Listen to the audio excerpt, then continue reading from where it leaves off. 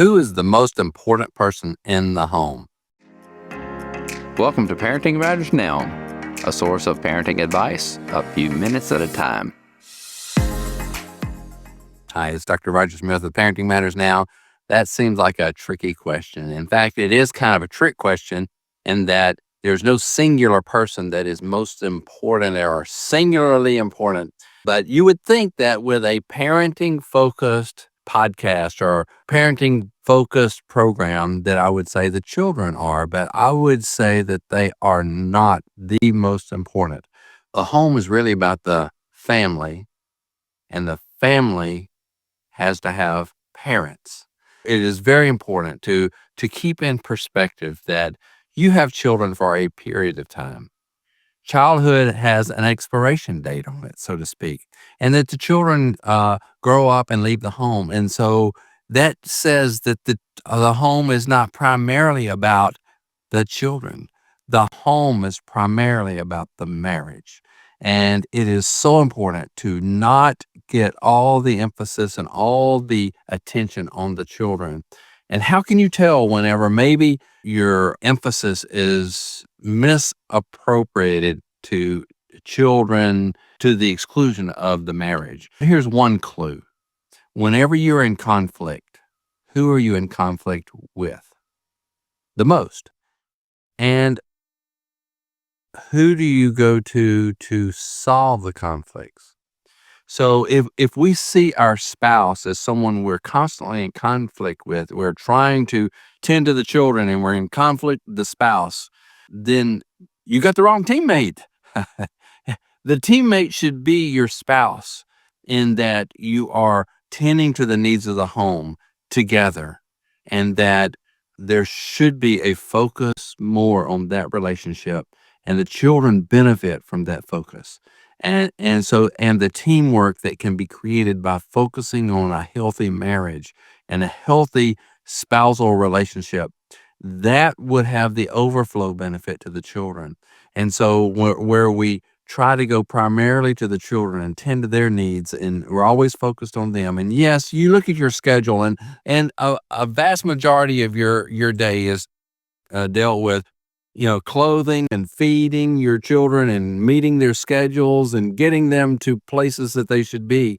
But where is it that you want to be when you have slack in your schedule? Do you want to be with the spouse, or do you want to be with the children? And it's hard to say. All of it kind of gets rolled into one. But I would say that question about conflict, who do you find yourself in conflict with more? And it should be that there's less conflict with the spouse because you're together fighting the issues that you face with the children. And not that you're in conflict with the children, but they present a lot of issues and a lot of decision points. And so that where you work very hard to stay on the same team with your spouse, that helps you to address the issues and the decisions with the children. Sometimes that looks like taking time away from the children, having an afternoon together, going away for a night or a weekend, and let someone else take care of the children for that time so that you can have some focused time together.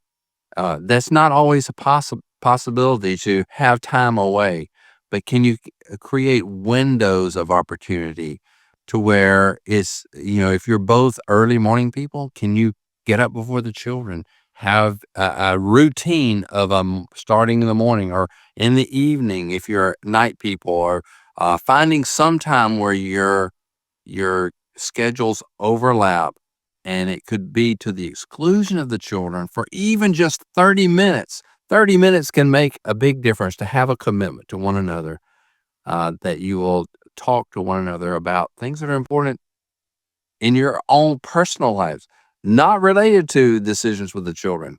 And so I've had friends in the past that have made a commitment to sit on the back steps for a half an hour every evening.